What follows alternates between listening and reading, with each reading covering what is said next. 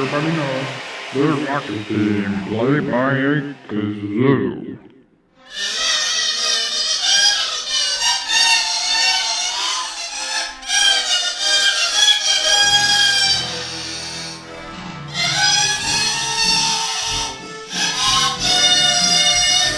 Being a beginner is fun. No matter the kind of work, unfinished work, or garbage work, you get to share without much consequences. I've been a swimmer all my life, and I'm just now turning into a 3D artist in Jor. It's been an humbling experience, but I still love exploring and learning this new side of me. I get to find out what makes my art me, and especially with AIs flooding the internet, people who love art respect artists trying to pierce through the jumble of bullshit much more than the prompt artist. They want to see authentic projects with their small imperfections, which is perfect for a beginner. If you didn't regularly keep up with the animation industry prior to the last Oscars, I bet you've never heard of this little film called Flow. It won Best Animated Feature Film at the Academy Awards.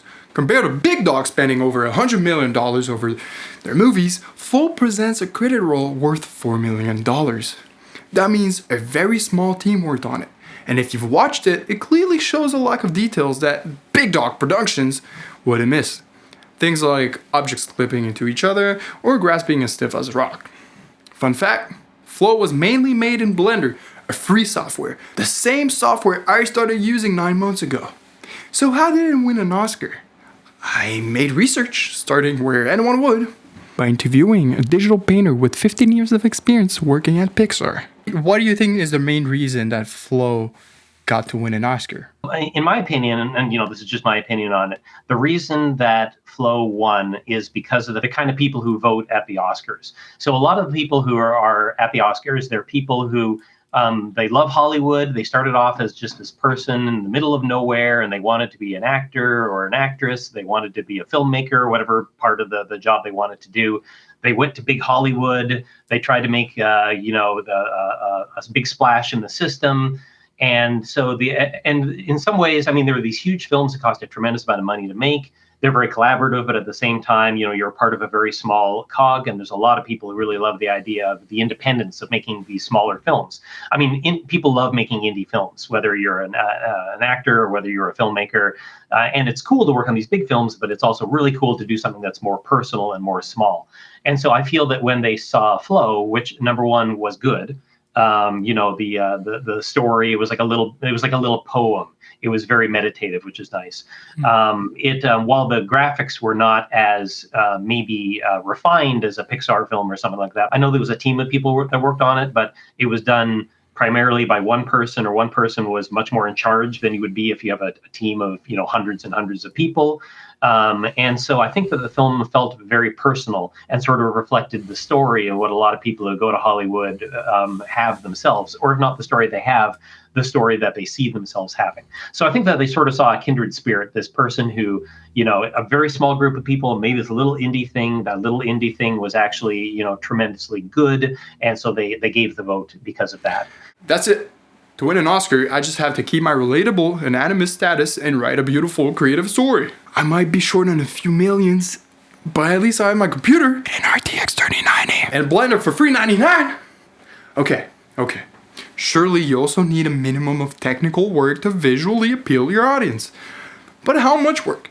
How much can a good story carry your visuals? Oh, first of all, story always must come first. And then also you have to ask yourself, what success means, right? Like from a perspective of making a film that resonates with people, that's going to last a long time, story is absolutely the most important thing. People are willing to overlook small details that are not perfect as long as they're not distracting. So if something, it's kind of funny. It's like there is bad looking CG, and there is stuff you look at and you're like, ooh, that just looks horrible. But that doesn't mean simple CG. Simple and bad are two completely different things. So what they did on Flow was they went for a simpler style, and by going for that simpler style, they were able to make it look beautiful while at the same time not having all of the polish that something else, a bigger film would potentially have. So, number one is, of course, readability. Do you understand what it is you're looking at? There are very important things like atmospheric perspective, when stuff goes off in the distance. Do you sense that sense of depth, which can come from very simply, just that things get lighter as it goes off into the distance and darker as you get closer up, depending on what kind of lighting you're doing. Then there is lighting. Like lighting is one of the most powerful things you can do in CG in order to help define composition. And so if you have all of that being very strong, even if you have stuff, as you said, like intersections or, this grass doesn't move, I don't think that is terribly important for making a really great film. Now, that being said, there is something at purely bringing people into the seats. Sometimes you need spectacle in order to do that. Of course, in my view, my personal preference is if we can have spectacle and a good story together. That's like, the ultimate, if you can make that happen. As Neil explains, some movies' selling point is their spectacle effort, and Flow's story won enough points to surmount the shortcoming of visual quality. Obviously, the visuals are pretty important, but the final decision stays very subjective. Actually, I thought the fact that most judges were actors would hurt Flow since it has no dialogues or no big actors, thus having biased votes. But when you think about it, they're actors. Their job is to react to how their partners say things in a dialogue, not to what they say. So that might have actually been in favor of Flow. We humans feel much more emotional hearing unspoken words. This goes to say there are other ways for you to be more successful than your competition. Even if your work doesn't have as much quality, it might be more creative. That's where the underdog can shine, since there's not as much consequence attached to its failure. If the big dog loses, its reputation is on the line, but if the small dog loses, we expected it. It's just like being an athlete. Throughout my athletic career, when learning swimming for real, my pockets were full of pleasure. Big goals in mine, no fails on the right, that's if my mom was blind.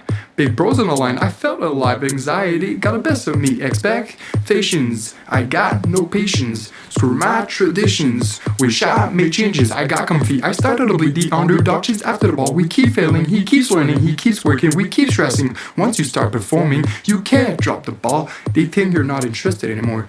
Performance doesn't sit well with the underdog. I remember showing up to my first national meet, swimming in the outside lane and outsmoking the faster swimmer.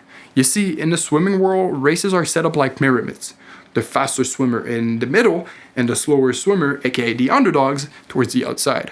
So when a swimmer from the outside lane wins the race, we call this an outside smoke. And audiences actually love it when this happens. Mentally, it's easier to compete as an underdog since there's not as much pressure to be the best. If you win, it becomes an insane moment. While the swimmer in the middle have the distracting pressure to not be beaten by the slowest swimmer. It requires good mental strength to ignore this. To add on the subject of mental challenges, when I started making a name for myself, I felt like an imposter. Even if I was as fast, I didn't see myself as big or as strong or as tall as my rivals. I didn't get it until I learned about the term body dysmorphia. I would rewatch myself in live streams, finding out the complete opposite. A lot of times, I was bigger. I belonged there. Could have also been linked to self-esteem, but that's a subject for another video. When it comes to high-level competition, every single detail of effort counts, physically and mentally. Did you eat well this morning? Did you sleep well? Are your parents okay? Who wants to see greatness from you today? How's your mood? There are distractions trying to slam through your brain barrier. Being an underdog removes the factor of expectancy, which can be very distracting for some. Thus, applying more focus on your race. Flo wasn't expected to win. This allowed him to be creative, and people love to see the underdog win. The judges are no different from us, and that's why I'm enjoying each process of my creative journey. People don't expect anything from me. I can surprise them with my new projects, and I get to be creative, see what kind of art I like to create, and change my style from one project to another. To be honest, I thought that creating an animated short was going to be easy. I saw MetaHuman's tools and Rococo's suit, and I was like, that's all I need. But boy, was my brain smooth. But one day I will save Paramount from the massacre they did to my boy. Well, I might not save Paramount, I just want to save Halo. Believe me or not, that's actually why I started learning animation. Big thanks to Neil Blevins. We had a long interview expanding on this video's main topic, especially about intricate ways that animated films use to visualize their stories in 2024. I highly suggest checking out his free website to learn about the process of creating an animated film. He's got years of knowledge to feast on his website, which I'm baffled about. He's got stuff about 2D painting, about reference, about building a scene, about about compositing, about the focus, to bring the eye, about materials, shaders, reflection. Yeah,